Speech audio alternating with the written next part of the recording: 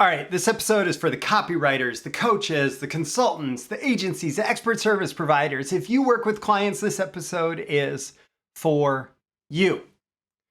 When you're about to get a new client or when you've just landed them, it's important to remember that you're still making a first impression, right? And first impressions are important. They're important, no two ways about it. The first impression that you make is important. The thing is, there's a lot of common sense things that you might actually do that are related to trying to make a good impression on your client that could actually be tanking your client relationships or even your potential to turn this person into a client in the first place. They're wrong. They're wrong. Today, I want to share with you 3 ways that you can impress potential clients that will actually set your relationship on the right path from the beginning and that will overwhelmingly tilt the odds in your favor that you're going to make a good first impression that will lead to that great client relationship. Now, if you like that idea, if you want more great client relationships, don't forget to like and subscribe so you can get more content like this delivered to you. How about you do that while the show intro plays? These are the proven direct response marketing, copywriting, and entrepreneurship success strategies you can use today to write your own ticket and create the life you want. I am Roy Furr, and this is Breakthrough Marketing Secrets. Now, here's today's breakthrough. All right, today's episode, as usual, is sponsored by me, and I just want to give you something for free. Now, I should probably call this the Get Clients mini course because that's what it's really focused on. It's focused on getting clients. That said, what I did in the process of making this course was I said, if you're launching your client business from scratch and you wanted to maximize your total chances of success, you wanted to lay a great foundation for a successful client business, what are all the things you need to know and do in order to make that happen? And I thought, if somebody has been doing a client business for, years, and they haven't done these things, it would still lead to them getting more clients if they started back over at the beginning and said, okay, if I were to relaunch my client business today, could I go through all these same steps? And yeah, it absolutely would. So I call this the Launch Your Client Business free mini course. And the link is in the description. It's the first link. You just go, you sign up, you enter your email address, you get it free. It's like 3 episodes, tons of value in it. And yeah, it's all about get clients. So I should call it the Get Clients mini course, but yeah, Launch Your Client Business free mini course. It's the link in the description. Check it out. It's free. If you haven't been through it yet, what are you waiting for? So what about those 3 ways to impress a new client or new potential client? Well, number 1, embrace humility. Embrace humility. Okay. It is easy to show up and think, oh, I have to be the expert service provider. I have to be like the pro. I have to be whatever, right? And even if you know your stuff, even if you know, let's say you do marketing, you do copywriting, right? Even if you know copywriting inside and out and you could just tell the client to shut up and give you their product and you're going to write the best damn ad for it in the world, you're not going to form a relationship where they're like, ooh, this is the person I love, right? This is the person I love giving money to. Maybe, but the subset of clients that want that kind of treatment are pretty small. So even if you know your stuff, you don't know them, right? Even if you know your stuff, you don't know them. And they want to know that you know them before they feel excited about you. So listen and ask questions. Ask questions and listen. Ask more questions and listen more. Get them to talk about themselves. Ask their opinions. People love it when they can talk about themselves. And in the context of this business relationship where you're supposed to represent them, have them talk about themselves a whole lot. Even better, do it when you're recording so you can use some of what they say as copy. This will help you. This will help, or use it for reference later if you're not writing copy, right?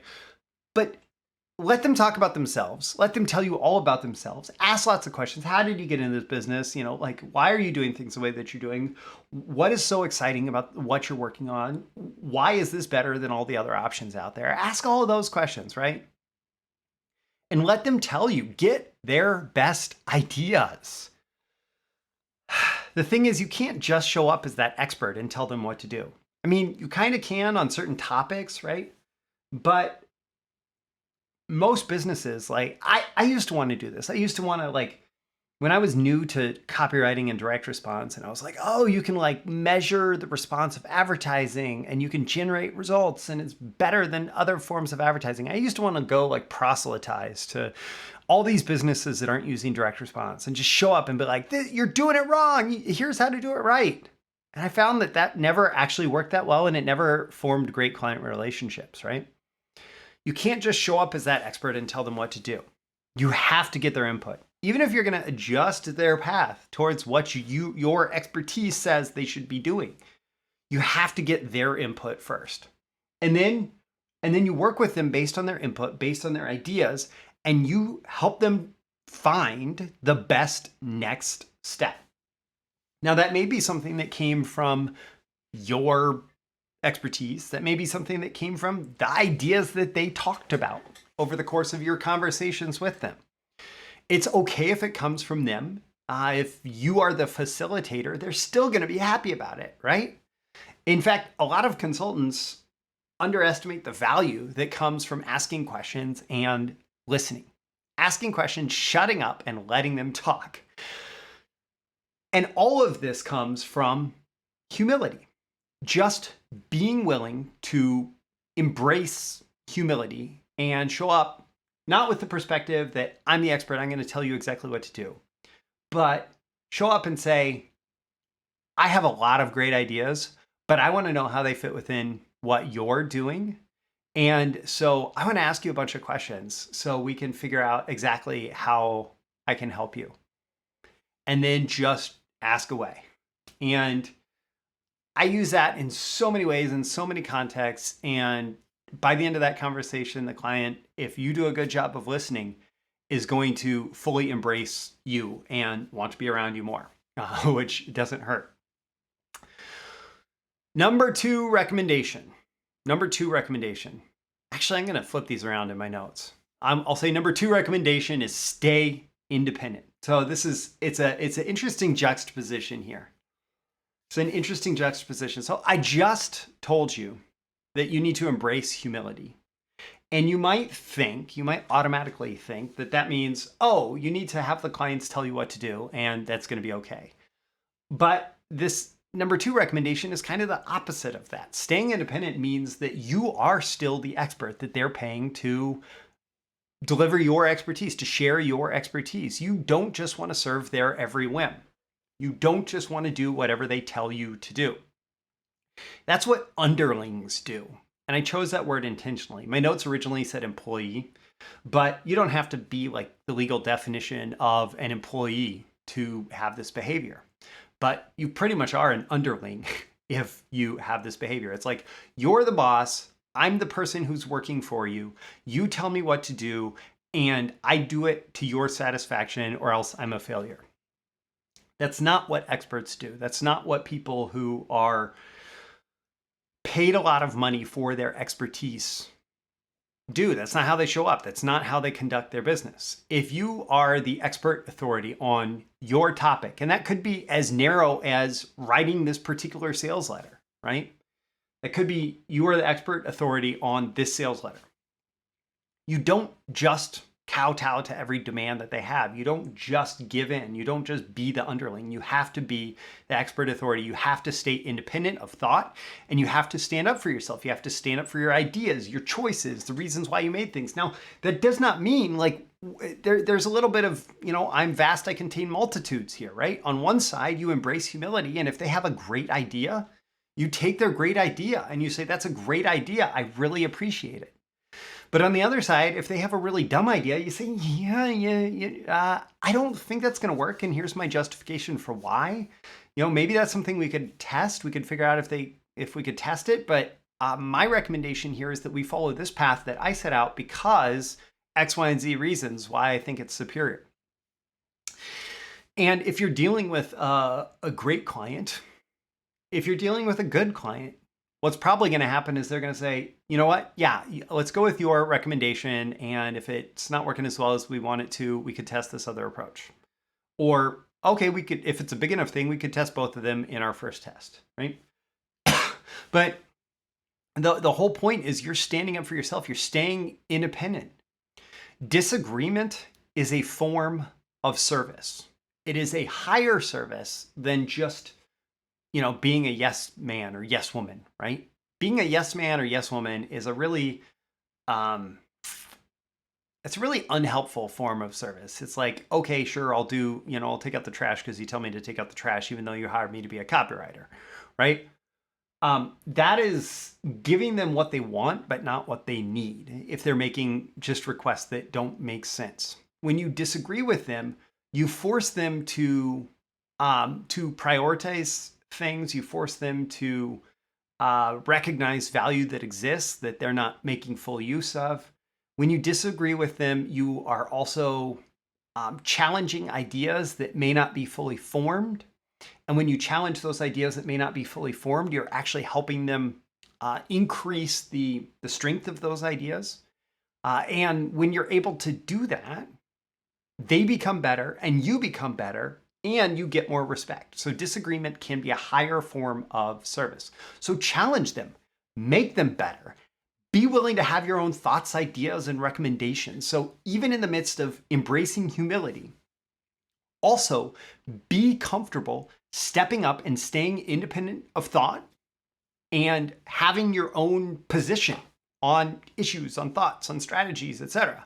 Right? If they're hiring you for your expertise, which if they're your client, that's presumably what they're doing, you as an expert service provider or expert provider of information or advice on a topic, you just telling them to do whatever they want to do is not giving them value.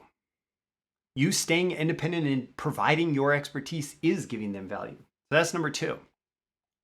Number 3 is to keep moving.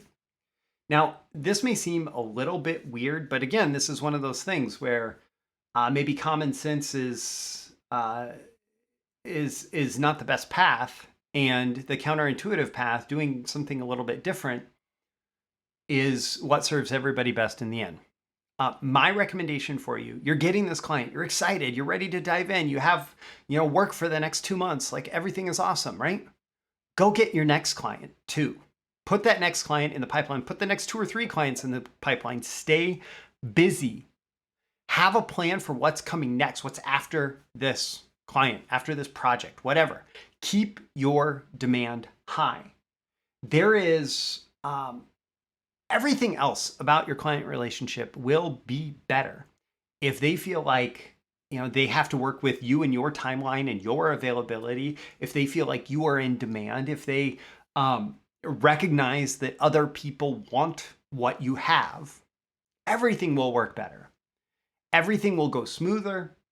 You'll be happier, they'll be happier, because instead of being in this place of like neediness and, oh, I have to finish this project and I have to satisfy this client so I can get the paycheck and then I can move on to the next one and whatever. And like, oh, everything is caught riding on this one project, etc. Like I've been there. Trust me, you don't want to get lost in that place. You don't want to get lost in that headspace.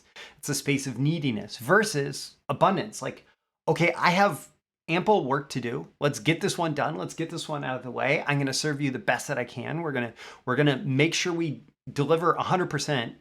Can't deliver 110%. That's crap.